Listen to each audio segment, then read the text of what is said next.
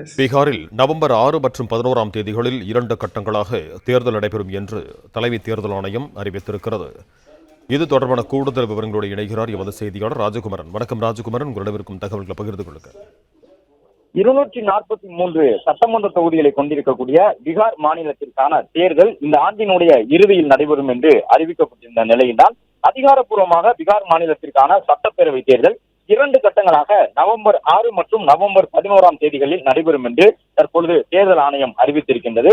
பீகார் மாநிலத்திலே சட்டப்பேரவை தேர்தலை நடத்துவது தொடர்பாக கடந்த 2 நாட்களுக்கு முன்பு கூட கூட்டம் நடைபெற்றிருந்தது. அதில் பீகார் மக்கள் அதிகம் கொண்டாடக்கூடிய ஷட் பூஜை என்று சொல்லப்படக்கூடிய தீபாவளி பண்டிகைக்கு பிறகாக ஒரு வார காலம் நடைபெறக்கூடிய அந்த ஷட் பூஜைக்காக பல்வேறு மாநிலங்களிலும் இருக்கக்கூடிய பீகார் தொழிலாளர்கள் சொந்த மாநிலத்திற்கு ஊர்களுக்கு வருவார்கள். எனவே அதை ஒட்டி அக்டோபர் மாதத்தினுடைய இறுதி வாரத்திலே முதல்கட்ட தேர்தலை நடத்த வேண்டும் என்று ஒரு கோரிக்கை வைத்திருந்தார்கள். அதற்கு ஏற்ப தற்பொழுது நவம்பர் மாதத்தினுடைய முதல் வாரமான நவம்பர் 6ஆம் தேதி மற்றும் நவம்பரினுடைய 2வது வாரமான நவம்பர் 11 ஆகிய 2 கட்டங்களாக தேர்தல் நடைபெறும் என்ற அறிவிப்பு வெளியிடப்பட்டிருக்கின்றது. மொத்தம் இருக்கக்கூடிய 243 சட்டப்பேரவை தொகுதிகளில் முதல் கட்டமாக 121 தொகுதிகளுக்கும் 2வது கட்டமாக 122 தொகுதிகளுக்கும் சட்டப்பேரவை தேர்தல் நடைபெற இருக்கின்றது. முதல் கட்ட தேர்தலுக்கான வேட்புமனு தாக்கல் வரும் 10ஆம் தேதி தொடங்குகின்றது. பீகாரில் 2ஆம் கட்ட தேர்தலுக்கான வேட்புமனு தாக்கல் வரும் 13ஆம் தேதி தொடங்க இருக்கின்றது. வாக்கு எண்ணிக்கையை பொறுத்தவரை அந்த 2 கட்ட தேர்தல்களும் நிறைவடைந்த பிறகு அந்த வாக்கு எண்ணிக்கை நடைபெறும். அது குறித்த அறிவிப்புகளும் வெளியிடப்பட்டிருக்கின்றன. முதல் கட்ட தேர்தலுக்கு வரும் 18ஆம் தேதியும் 2ஆம் கட்ட தேர்தலுக்கு 21ஆம் தேதியும் வேட்புமனுக்கள் பரிசீலனை செய்யப்பட இருக்கின்றது. இந்த பீகார் மாநிலத்தை பொறுத்தவரை மொத்தமாக 243 சட்டப்பேரவை தொகுதிகள் இருக்கின்றன. இங்கு பதிவான வாக்குகள் நவம்பர் 14ஆம் தேதி நடைபெறும் என்று அறிவித்திருக்கின்றார்கள். அதாவது நவம்பர் 6 மற்றும் 11ஆம் தேதிகளிலே வாக்கு பதிவு நடைபெற இருக்கின்றது. வாக்கு எண்ணிக்கை நவம்பர் 14ஆம் தேதி நடைபெற இருக்கின்றது. ஏற்கனவே பாஜக மற்றும் ஐக்கிய ஜனதா தளம் கூட்டணி அரசு அங்கு ஆட்சியில் இருக்கக்கூடிய நிலையில் ராஷ்டிரிய ஜனதா தளம் மற்றும் காங்கிரஸ் உள்ளிட்ட கட்சிகள் ஆட்சியை கைப்பற்றுவதற்காக மும்முரமாக தங்களுடைய தேர்தல் பணிகளை மேற்கொண்டு வருகின்றார்கள். இந்த நிலையில் தான் தொடர்ந்து 2வது முறையாக நிதிஷ்குமார் ஆதரவுடன் பாஜக ஆட்சியை கைப்பற்றுமா அல்லது ராஷ்டிரிய ஜனதா தளம் காங்கிரஸ் கூட்டணி மீண்டும் எழுச்சி வருமா என்ற கேள்விகள் இருக்கக்கூடிய நிலையில் இந்திய அளவில் பெரிதும் எதிர்பார்க்கப்படக்கூடிய ஒரு சட்டப்பேரவை தேர்தலாக பீகார் மாநிலத்தினுடைய தேர்தல் இருக்கின்றது. அந்த நிலையில் தான் 2 முக்கியமான மாநில தலைவர்கள் அங்கே இருக்கின்றார்கள். நிதிஷ்குமார் மற்றும் லல்லு பிரசாத் யாதவ் ஆகியவர்கள் இருக்கின்றார்கள். 2 தலைவர்கள் மட்டுமல்லாமல் காங்கிரஸ் பாஜக ஆகிய தேசிய கட்சிகளும் வலிமையாக இருக்கக்கூடிய ஒரு மாநிலமாக பீகார் மாநிலம் இருக்கின்றது. கடந்த காலங்களில் காங்கிரஸ் மற்றும் பாஜக இன்று மாறி மாறி கூட்டணி அமைத்து தொடர்ந்து தன்னுடைய முதலமைச்சர் பதவியை தக்க வைத்துக் கொண்டிருந்த நிதிஷ்குமார் இனி வரக்கூடிய நாட்களில் பாஜக தவிர்த்து வேறு எந்த கட்சிகளுடன் கூட்டணி கிடையாது என்று அதிகாரப்பூர்வமாக ஒரு அறிவிப்பினை வெளியிட்டிருந்தார். இந்த நிலையில் தான் அந்த மாநிலத்திற்கான சட்டப்பேரவை தேர்தல் 2 கட்டங்களாக நடைபெறுகின்றன. நவம்பர் 6 மற்றும் நவம்பர் 11ஆம் தேதிகளில் பீகாரில் தேர்தல் நடைபெற இருக்கின்றது. அதன் பிறகு நவம்பர் 14ஆம் தேதி வாக்கு எண்ணிக்கை நடைபெறும் என்ற அறிவிப்பினையும் தேர்தல் ஆணையம் வெளியிட்டிருக்கின்றது. பீகார் மாநிலம் மட்டுமல்லாமல் அடுத்த கட்டமாக மேற்கு வங்கம், கேரளா, தமிழ்நாடு உள்ளிட்ட மாநிலங்களும் சட்டப்பேரவை தேர்தலை எதிர்கொள்ள இருக்கின்றன. தமிழகத்தை பொறுத்தவரை அடுத்த ஆண்டு ஏப்ரல் அல்லது மே மாதத்திலே தேர்தல் இருக்கும் என்று எதிர்பார்க்கப்படும் நிலையில் ஏறக்குறைய 5 மாநிலங்களுக்கு அடுத்தடுத்து சட்டப்பேரவை தேர்தல் நடைபெற இருக்கின்றன. அதில் முதல் மாநிலமாக பீகார் மாநிலம் இருக்கின்றது. எனவே பீகாரினுடைய தேர்தல் முடிவு என்பது அதற்கு அடுத்த கட்டமாக தமிழ்நாடு உள்ளிட்ட மாநிலங்களும் தேர்தலை சந்திக்கும் பொழுது அதில் எதிரொலிக்கக்கூடும் என்ற எதிர்பார்ப்பின் காரணமாக பீகார் மாநிலத்தினுடைய தேர்தல் குறித்து பலரும் எதிர்பார்த்திருந்த நிலையில் இந்த அறிவிப்பினை தேர்தல் ஆணையம் வெளியிட்டிருக்கின்றது. நவம்பர் 6 மற்றும் 11 ஆகிய 2 தேதிகளிலே 2 கட்டங்களாக பீகாரின் சட்டப்பேரவை தேர்தல் நடைபெற இருக்கின்றது. பதிவான வாக்குகள் நவம்பர் 14ஆம் தேதி எண்ணப்பட இருக்கின்றது.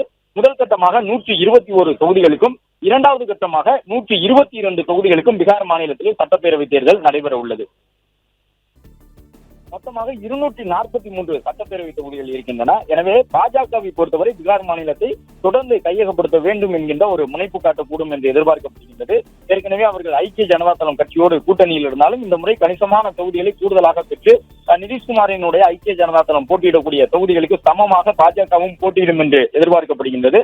மேலும் முதலமைச்சர் வேட்பாளர் தொடர்பாக அந்த கடைசி நேரத்திலும் முடிவினை எட்டக்கூடும் என்றும் சொல்லப்பட்டு வரக்கூடிய நிலையில்தான் பாஜக இந்த முறை கடந்த நாடாளுமன்ற தேர்தலிலே எதிர்பார்த்த தொகுதிகளை பெற முடியாத வகையிலே சற்று அதனுடைய வெற்றி எண்ணிக்கை குறைந்திருந்தது. அறுதி பெரும்பான்மை பெறாமல் தனிப்பெரும்பான்மை என்ற அளவிலே இந்த நிலையில் தான் அந்த நாடாளுமன்றத்தினுடைய மாநிலங்களவையில் தங்களுடைய பலத்தை அதிகப்படுத்திக் கொள்ள வேண்டும் என்றால் பாஜகவிற்கு வெவ்வேறு மாநிலங்களிலே கணிசமான சட்டப்பேரவை உறுப்பினர்களை பெற வேண்டும் என்ற ஒரு நெருக்குதல் இருக்கின்றது.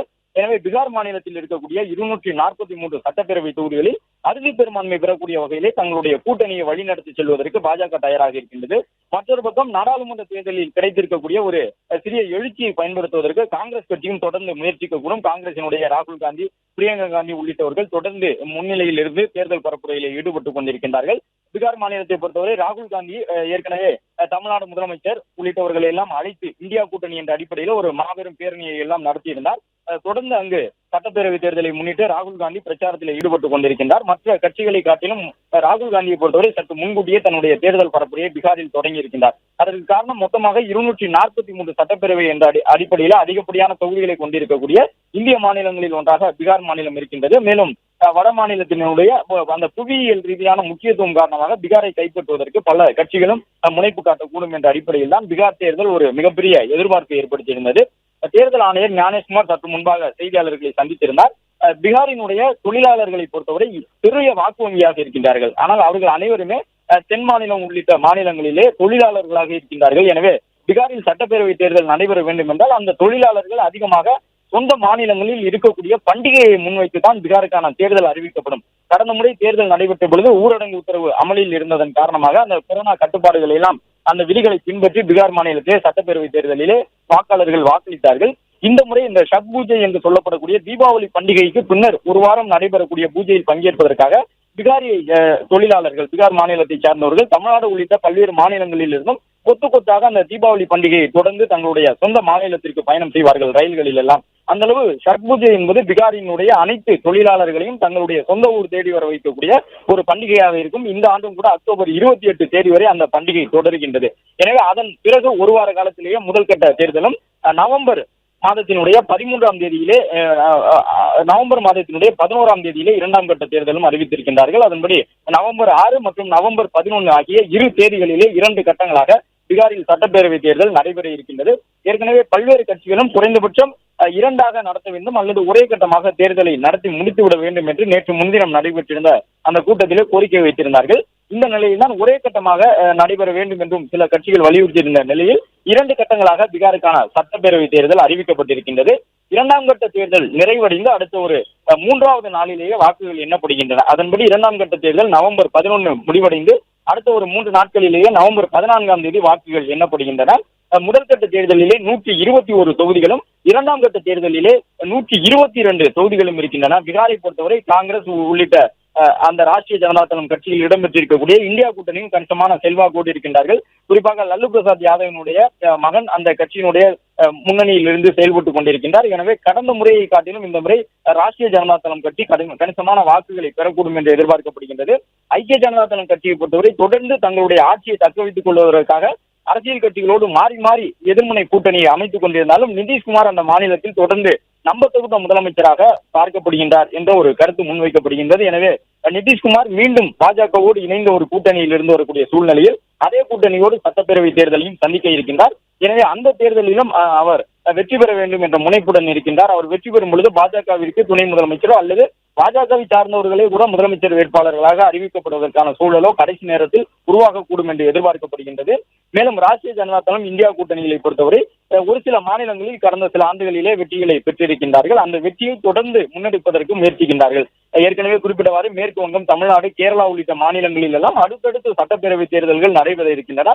எனவே பீகாரிலே ஒரு மிகப்பெரிய வெற்றியை பெறும் பொழுது அதை இந்தியா கூட்டணிக்கு ஒரு உத்வேகத்தை அளிக்கும் என்ற அடிப்படையில் தான் அவர்கள் இந்த தேர்தலை பெரிதும் எதிர்நோக்கி காத்திருக்கின்றார்கள். ராகுல் காந்தி எல்லாம் முன்கூட்டியே தேர்தல் பரப்புரையை தொடங்கியது மட்டுமல்லாமல் பீகார் மாநிலத்திலே அவர் அந்த வாகன பேரணி உள்ளிட்டவற்றில் எல்லாம் ஈடுபட்டு வருகின்றார். அதே போன்று பிரியங்கா காந்திக்கும் தொடர்ந்து முக்கியத்துவம் வழங்கப்பட்டிருக்கின்றது.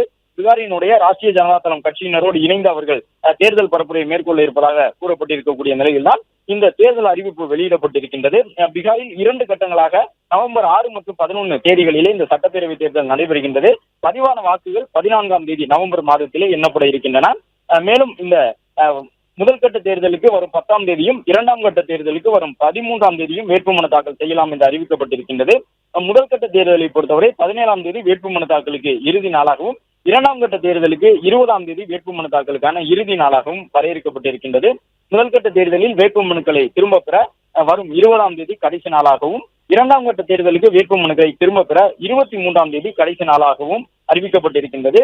பீகார் மாநில தேர்தல் தொடர்பாக தலைமை தேர்தல் ஆணையர் ஞானேஷ்குமார் சற்று முன்பாக செய்தியாளர்களை சந்தித்து இந்த விவரங்களை வெளியிட்டிருக்கின்றார். பீகாரை தொடர்ந்து அடுத்தடுத்த மாநிலங்களிலே சட்டப்பேரவை தேர்தல் நடைபெற உள்ள நிலையில் அந்த மாநிலங்களுக்கான அறிவிப்பும் விரைவில் வெளியாக இருக்கின்றது. 243 உறுப்பினர்களை கொண்டிருக்கக்கூடிய பீகார் சட்டப்பேரவையினுடைய பதவிக்காலமானது நவம்பர் 22 நிறைவடைய உள்ள நிலையில்தான் நவம்பர் 14 வாக்குகள் எண்ணப்பட இருக்கின்றன. பேரவைத் தேர்தலுக்கான தயார் நிலை குறித்து தொடர்ந்து முக்கிய கட்சிகளோடு ஆலோசனை நடத்தப்பட்டிருந்தது.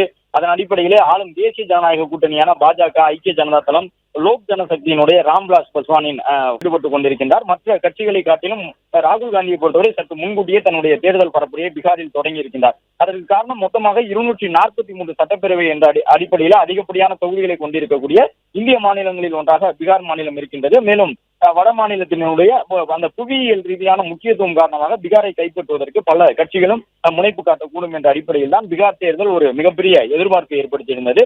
தேர்தல் ஆணையர் ஞானேஷ்குமார் சற்று முன்பாக செய்தியாளர்களை சந்தித்திருந்தார்.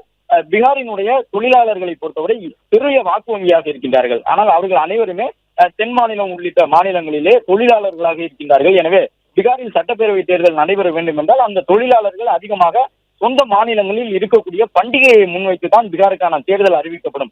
கடந்த முறை தேர்தல் நடைபெற்ற பொழுது ஊரடங்கு உத்தரவு அமலில் இருந்ததன் காரணமாக அந்த கொரோனா கட்டுப்பாடுகள் எல்லாம் அந்த விதிகளை பின்பற்றி பீகார் மாநிலத்திலே சட்டப்பேரவை தேர்தலிலே வாக்காளர்கள் வாக்களித்தார்கள். இந்த முறை இந்த ஷட் பூஜை என்று சொல்லப்படக்கூடிய தீபாவளி பண்டிகைக்கு பின்னர் ஒரு வாரம் நடைபெறக்கூடிய பூஜையில் பங்கேற்பதற்காக பீகாரி தொழிலாளர்கள், பீகார் மாநிலத்தை சார்ந்தவர்கள் தமிழ்நாடு உள்ளிட்ட பல்வேறு மாநிலங்களில் இருந்தும் கொத்து கொத்தாக அந்த தீபாவளி பண்டிகையை தொடர்ந்து தங்களுடைய சொந்த மாநிலத்திற்கு பயணம் செய்வார்கள் ரயில்களில் எல்லாம். அந்த அளவு ஷட் பூஜை என்பது பீகாரினுடைய அனைத்து தொழிலாளர்களையும் தங்களுடைய சொந்த ஊர் தேடி வர வைக்கக்கூடிய ஒரு பண்டிகையாக இருக்கும். இந்த ஆண்டும் கூட அக்டோபர் 28 தேதி வரை அந்த பண்டிகை தொடர்கின்றது. எனவே அதன் பிறகு ஒரு வார காலத்திலேயே முதல் கட்ட தேர்தலும் நவம்பர் மாதத்தினுடைய 13ஆம் தேதியிலே நவம்பர் மாதத்தினுடைய 11ஆம் தேதியிலே 2ஆம் கட்ட தேர்தலும் அறிவித்திருக்கின்றார்கள். அதன்படி நவம்பர் 6 மற்றும் நவம்பர் 11 ஆகிய இரு தேதிகளிலே 2 கட்டங்களாக பீகாரில் சட்டப்பேரவை தேர்தல் நடைபெற இருக்கின்றது. ஏற்கனவே பல்வேறு கட்சிகளும் குறைந்தபட்சம் 2ஆக நடத்த வேண்டும் அல்லது ஒரே கட்டமாக தேர்தலை நடத்தி முடித்துவிட வேண்டும் என்று நேற்று முன்தினம் நடைபெற்றிருந்த அந்த கூட்டத்திலே கோரிக்கை வைத்திருந்தார்கள். இந்த நிலையில் தான் ஒரே கட்டமாக நடைபெற வேண்டும் என்றும் சில கட்சிகள் வலியுறுத்தியிருந்த நிலையில் 2 கட்டங்களாக பீகாருக்கான சட்டப்பேரவை தேர்தல் அறிவிக்கப்பட்டிருக்கின்றது. 2ஆம் கட்ட தேர்தல் நிறைவடைந்து அடுத்த ஒரு 3வது நாளிலேயே வாக்குகள் எண்ணப்படுகின்றன. அதன்படி 2ஆம் கட்ட தேர்தல் நவம்பர் 11 முடிவடைந்து அடுத்த ஒரு 3 நாட்களிலேயே நவம்பர் 14ஆம் தேதி வாக்குகள் எண்ணப்படுகின்றன. முதல் கட்ட தேர்தலிலே 121 தொகுதிகளும் 2ஆம் கட்ட தேர்தலிலே 122 தொகுதிகளும் இருக்கின்றன. பீகாரை பொறுத்தவரை காங்கிரஸ் உள்ளிட்ட அந்த ராஷ்டிரிய ஜனதா தளம் கட்சியில் இடம்பெற்றிருக்கக்கூடிய இந்தியா கூட்டணியும் கணிசமான செல்வாக்கோடு இருக்கின்றார்கள். குறிப்பாக லல்லு பிரசாத் யாதவனுடைய மகன் அந்த கட்சியினுடைய முன்னணியில் இருந்து செயல்பட்டுக் கொண்டிருக்கின்றார். எனவே கடந்த முறையை காட்டிலும் இந்த முறை ராஷ்டிரிய ஜனதா தளம் கட்சி கணிசமான வாக்குகளை பெறக்கூடும் என்று எதிர்பார்க்கப்படுகின்றது. ஐக்கிய ஜனதா தளம் கட்சியை பொறுத்தவரை தொடர்ந்து தங்களுடைய ஆட்சியை தக்க வைத்துக் கொள்வதற்காக அரசியல் கட்சிகளோடு மாறி மாறி எதிர்முனை கூட்டணியை அமைத்துக் கொண்டிருந்தாலும் நிதிஷ்குமார் அந்த மாநிலத்தில் தொடர்ந்து நம்பத்தகுந்த முதலமைச்சராக பார்க்கப்படுகின்றார் என்ற ஒரு கருத்து முன்வைக்கப்படுகின்றது. எனவே நிதிஷ்குமார் மீண்டும் பாஜகவோடு இணைந்த ஒரு கூட்டணியில் இருந்து வரக்கூடிய சூழ்நிலையில் அதே கூட்டணியோடு சட்டப்பேரவை தேர்தலையும் சந்திக்க இருக்கின்றார். எனவே அந்த தேர்தலிலும் அவர் வெற்றி பெற வேண்டும் என்ற முனைப்புடன் இருக்கின்றார். அவர் வெற்றி பெறும் பொழுது பாஜகவிற்கு துணை முதலமைச்சரோ அல்லது பாஜகவை சார்ந்தவர்களே கூட முதலமைச்சர் வேட்பாளர்களாக அறிவிக்கப்படுவதற்கான சூழலோ கடைசி நேரத்தில் உருவாகக்கூடும் என்று எதிர்பார்க்கப்படுகின்றது. மேலும் ராஷ்டிரிய ஜனதா தளம் இந்தியா கூட்டணிகளை பொறுத்தவரை ஒரு சில மாநிலங்களில் கடந்த சில ஆண்டுகளிலே வெற்றிகளை பெற்றிருக்கின்றார்கள். அந்த வெற்றியை தொடர்ந்து முன்னெடுப்பதற்கு முயற்சிக்கின்றார்கள். ஏற்கனவே குறிப்பிட்டவாறு மேற்கு வங்கம், தமிழ்நாடு, கேரளா உள்ளிட்ட மாநிலங்களில் எல்லாம் அடுத்தடுத்து சட்டப்பேரவை தேர்தல்கள் நடைபெற இருக்கின்றன. எனவே பீகாரிலே ஒரு மிகப்பெரிய வெற்றியை பெறும் பொழுது அது இந்தியா கூட்டணிக்கு ஒரு உத்வேகத்தை அளிக்கும் என்ற அடிப்படையில் தான் அவர்கள் இந்த தேர்தலை பெரிதும் எதிர்நோக்கி காத்திருக்கின்றார்கள். ராகுல் காந்தி எல்லாம் முன்கூட்டியே தேர்தல் பரப்புரையை தொடங்கியது மட்டுமல்லாமல் பீகார் மாநிலத்திலே அவர் அந்த வாகன பேரணி உள்ளிட்டவற்றில் எல்லாம் ஈடுபட்டு வருகின்றார். அதே போன்று பிரியங்கா காந்திக்கும் தொடர்ந்து முக்கியத்துவம் வழங்கப்பட்டிருக்கின்றது. பீகாரினுடைய ராஷ்டிரிய ஜனதா தளம் கட்சியினரோடு இணைந்து அவர்கள் தேர்தல் பரப்புரையை மேற்கொள்ள இருப்பதாக கூறப்பட்டிருக்கக்கூடிய நிலையில் தான் இந்த தேர்தல் அறிவிப்பு வெளியிடப்பட்டிருக்கின்றது. பீகாரில் 2 கட்டங்களாக நவம்பர் 6 மற்றும் 11 தேதிகளிலே இந்த சட்டப்பேரவை தேர்தல் நடைபெறுகின்றது. பதிவான வாக்குகள் 14ஆம் தேதி நவம்பர் மாதத்திலே எண்ணப்பட இருக்கின்றன. மேலும் இந்த முதல் கட்ட தேர்தலுக்கு வரும் 10ஆம் தேதியும் 2ஆம் கட்ட தேர்தலுக்கு வரும் 13ஆம் தேதியும் வேட்புமனு தாக்கல் செய்யலாம் என்று அறிவிக்கப்பட்டிருக்கின்றது. முதல் கட்ட தேர்தலை பொறுத்தவரை 17ஆம் தேதி வேட்புமனு தாக்கலுக்கு இறுதி நாளாகவும் 2ஆம் கட்ட தேர்தலுக்கு 20ஆம் தேதி வேட்புமனு தாக்கலுக்கான இறுதி நாளாகவும் வரையறுக்கப்பட்டிருக்கின்றது. முதல் கட்ட தேர்தலில் வேட்புமனுக்களை திரும்ப பெற வரும் 20ஆம் தேதி கடைசி நாளாகவும் 2ஆம் கட்ட தேர்தலுக்கு வேட்புமனுக்களை திரும்ப பெற 23ஆம் தேதி கடைசி நாளாகவும் அறிவிக்கப்பட்டிருக்கின்றது. பீகார் மாநில தேர்தல் தொடர்பாக தலைமை தேர்தல் ஆணையர் ஞானேஷ்குமார் சற்று முன்பாக செய்தியாளர்களை சந்தித்து இந்த விவரங்களை வெளியிட்டிருக்கின்றார். பீகாரை தொடர்ந்து அடுத்தடுத்த மாநிலங்களிலே சட்டப்பேரவை தேர்தல் நடைபெற உள்ள நிலையில் அந்த மாநிலங்களுக்கான அறிவிப்பும் விரைவில் வெளியாக இருக்கின்றது. 243 உறுப்பினர்களை கொண்டிருக்கக்கூடிய பீகார் சட்டப்பேரவையினுடைய பதவிக்காலமானது நவம்பர் 22ஆம் தேதி நிறைவடைய உள்ள நிலையில்தான் நவம்பர் 14ஆம் தேதிய வாக்குகள் எண்ணப்பட இருக்கின்றன. பேரவைத் தேர்தலுக்கான தயார் நிலை குறித்து தொடர்ந்து முக்கிய கட்சிகளோடு ஆலோசனை நடத்தப்பட்டிருந்தது. அதன் அடிப்படையிலே ஆளும் தேசிய ஜனநாயக கூட்டணியான பாஜக, ஐக்கிய ஜனதா தளம், லோக் ஜனசக்தியினுடைய ராம்விலாஸ் பாஸ்வானின் அணியை சார்ந்தவர்கள், இந்திய கூட்டணியில் இருக்கக்கூடிய ராஷ்டிரிய ஜனதா தளம், காங்கிரஸ், இந்திய கம்யூனிஸ்ட் கட்சியினுடைய சிபிஐ எம்எல் என்று சொல்லப்படக்கூடிய மார்க்சிஸ்ட் லெனினிஸ்ட் கட்சி உள்ளிட்ட கட்சிகளுடைய பிரதிநிதிகள் எல்லாம் அந்த கூட்டத்திலே பங்கேற்றிருந்தார்கள். சட்டம் ஒழுங்கு பிரச்சனை, நக்சல் அச்சுறுத்தல் உள்ளிட்டவை எல்லாம் தற்பொழுது பீகாரிலே இல்லை. கடந்த காலங்களில் இருந்தது. அதன் பிறகு பாஜக மத்தியில் ஆட்சிக்கு வந்த பிறகு அந்த நக்சல்களுக்கு எதிரான தீவிர வேட்டை காரணமாக சத்தீஸ்கர் மாநிலத்தினுடைய ஒரு சில பகுதிகள் தவிர்த்து பீகார் உட்பட அனைத்து மாநிலங்களிலிருந்தும் நக்சல்களுடைய தொந்தரவு முழுவதுமாக ஒழித்து கட்டப்பட்டிருக்கின்றது. இந்த நிலையில் தான் அதுபோன்ற நக்சல் பிரச்சனை இல்லாததன் காரணமாக தேர்தலை மிக குறுகிய காலகட்டத்தில் நடத்தி முடித்துவிட வேண்டும் என்று அனைத்து கட்சிகளுமே தங்களுடைய கோரிக்கையினை முன்வைத்திருந்தார்கள். இந்த நிலையில் தான் ஏற்கனவே ஒரே கட்டமாக 288 உறுப்பினர்களை கொண்டிருந்த மகாராஷ்டிரா சட்டப்பேரவை தேர்தல் கடந்த ஆண்டு நடைபெற்று முடிந்தது. எனவே அந்த 288 தொகுதிகளுக்கு ஒரே கட்டமாக நடத்தி முடிக்கப்பட்ட பொழுது 243 தொகுதிகளை கொண்ட பீகாருக்கும் அதே போன்று ஒரே கட்டமாக தேர்தலை நடத்தி முடிக்க வேண்டும் என்று இந்தியா கூட்டணியில் இடம்பெற்றிருக்கக்கூடிய ஒரு சில கட்சிகள் வலியுறுத்தி இருந்தன. பாஜகவும் கூட அந்த கருத்தை ஆதரித்திருந்தது. ஆனாலும் கூட 2 கட்டங்களாக தேர்தல் நடத்தக்கூடிய வகையிலே இந்த அறிவிப்புகள் வெளியாகி இருக்கின்றன. மேலும் இந்த வாக்காளர் பட்டியலினுடைய சீர்திருத்தம் உள்ளிட்டவற்றின் காரணமாக பீகார் தேர்தல் என்பது ஒரு மிகப்பெரிய எதிர்பார்ப்பை ஏற்படுத்தி இருக்கின்றது. வாக்காளர் பட்டியல் சிறப்பு தீவிர திருத்தம் மேற்கொள்ளப்பட்டு புதிய வாக்காளர் பட்டியல் வெளியிடப்பட்டிருக்கக்கூடிய சூழ்நிலையில் தான் பீகாரினுடைய சட்டப்பேரவை தேர்தலை பொறுத்தவரை மிகப்பெரிய ஒரு எதிர்பார்ப்பாக இருக்கின்றது. 2020ஆம் ஆண்டை பொறுத்தவரை பீகார் தேர்தல் 3 கட்டங்களாக நடைபெற்றது. இந்த முறை 2 கட்டங்களாக பீகார் தேர்தல் நடைபெறுகின்றது. பீகாரினுடைய வாக்காளர் பட்டியலில் இருந்து சட்டவிரோத குடியேறிகள் என்று ஏராளமானவர்கள் நீக்கப்பட்டிருக்கின்றார்கள். கடந்த செப்டம்பர் 30ஆம் தேதி தான் இறுதி பட்டியல் வெளியிடப்பட்டிருந்தது. அந்த இறுதி பட்டியலில் கூட சிறப்பு தீவிர திருத்தத்திற்கு முந்தைய வாக்காளர் பட்டியலோடு ஒப்பிட்டு பார்த்த பொழுது 40 லட்சம் பேரினுடைய பெயர்கள் நீக்கப்பட்டிருந்தன. மொத்தமாக 7,42,00,000 வாக்காளர்கள் வாக்களிக்க தகுதி பெற்றிருக்கின்றார்கள். எனவே 40 லட்சம் வாக்காளர்கள் இந்த சிறப்பு தீவிர தணிக்கையின் மூலமாக இரட்டை பதிவு, அயல் மாநிலங்களிலிருந்து சட்டவிரோதமாக குடியேறி இருந்தவர்கள், இறந்தவர்களுடைய பெயர்கள் உள்ளிட்டவை எல்லாம் குறிப்பிடப்பட்டு 40 லட்சம் பெயர்கள் நீக்கப்பட்டு 7,42,00,000 வாக்காளர்கள் வாக்களிக்க தகுதி பெற்றிருக்கக்கூடிய பீகாரினுடைய சட்டப்பேரவை தேர்தலானது 2 கட்டங்களாக நடைபெற இருக்கின்றது. பீகாரின் முதலமைச்சராக நிதிஷ்குமார் இருந்து வரக்கூடிய நிலையில் அங்கே தேசிய ஜனநாயக கூட்டணியின் தான் ஆட்சியில் இருக்கின்றது. எதிரணியிலே ராஷ்டிரிய ஜனதா தளம், காங்கிரஸ், இடதுசாரி உள்ளிட்ட கட்சிகள் எல்லாம் இருக்கின்றன. பீகார் மாநிலத்தை தொடர்ந்து அதிகப்படியான எண்ணிக்கையோடு கைப்பற்றுவதன் மூலமாக பாஜகவிற்கு மாநிலங்களவையில் வலு கூடும். அதிகப்படியான சட்டப்பேரவை உறுப்பினர்களை பெறும் பொழுது மாநிலங்களவையிலே, நாடாளுமன்றத்திலே வலிமை கூடும் என்ற அடிப்படையிலே தான் இந்த முறை அங்கு இருக்கக்கூடிய அந்த ஐக்கிய ஜனதா தளம் கட்சியினுடைய சட்டப்பேரவை தொகுதியில் போட்டியிடக்கூடிய இடங்களுக்கு நிகராக பாஜகவும் போட்டியிடும் என்று எதிர்பார்க்கப்படுகின்றது. மேலும் முதலமைச்சர் வேட்பாளர் தொடர்பாக தேசிய ஜனநாயக கூட்டணியிலே கடைசி நேரத்தில் சில முக்கிய முடிவுகள் எடுக்கப்படும் என்றும் சொல்லப்பட்டிருக்கின்றது. எனவே பீகாரினுடைய இந்த தேர்தலானது ஒரு மிகப்பெரிய எதிர்பார்ப்பை ஏற்படுத்தி இருக்கின்றது. ஏறக்குறைய கிட்டத்தட்ட தமிழ்நாடு மாநிலத்தை ஒத்திருக்கக்கூடிய ஒரு மாநிலம் பீகார் மாநிலம். நம்மை விட ஒரு 10 சட்டப்பேரவை தொகுதிகள் மட்டுமே அங்கு கூடுதலாக இருக்கின்றன. அதன்படி 243 சட்டப்பேரவை தொகுதிகளை கொண்டிருக்கக்கூடிய அந்த பீகார் மாநிலத்திலே மொத்தமாக 7 கோடிக்கும் கூடுதலான வாக்காளர்கள் வாக்களிக்க தகுதி பெற்றிருக்கின்றார்கள். 40 லட்சம் வாக்காளர்கள் இந்தியா முழுவதும் பரபரப்பை ஏற்படுத்தக்கூடிய விதமாகத்தான் பீகார் மாநிலத்திலே அண்மையிலே அந்த சிறப்பு வாக்காளர் தணிக்கை எல்லாம் நடைபெற்று முடிந்திருந்தது. 40 லட்சம் பெயர்கள் வாக்காளர் பட்டியலில் இருந்து நீக்கப்பட்டிருந்தன. தேர்தல் ஆணையம் அதற்கு காரணமான விளக்கத்தை சொல்லியிருந்தார்கள். இரட்டை பதிவுகளாக 2 சட்டப்பேரவை தொகுதிகளில் வாக்காளர் பட்டியலில் இடம்பெற்றிருந்தவர்கள், இறந்தவர்கள் உள்ளிட்டவர்களுடைய பெயர்கள் எல்லாம் நீக்கப்பட்டிருக்கின்றன. மேலும் சட்டவிரோதமாக குடியேறி இருக்கக்கூடியவர்களுடைய பெயர்கள் எல்லாம் நீக்கப்பட்டன. அதன் காரணமாகத்தான் 40 லட்சம் பெயர்களை வாக்காளர் பட்டியலில் இருந்து நீக்கியிருந்தோம் என்ற ஒரு கருத்தை எல்லாம் சொல்லியிருந்தார்கள். பிளே ஸ்டோர் மற்றும் ஆப் ஸ்டோரில் இருந்து பாலிமர் செயலியை QR கோடு மூலம் பதிவிறக்கம் செய்யுங்கள்.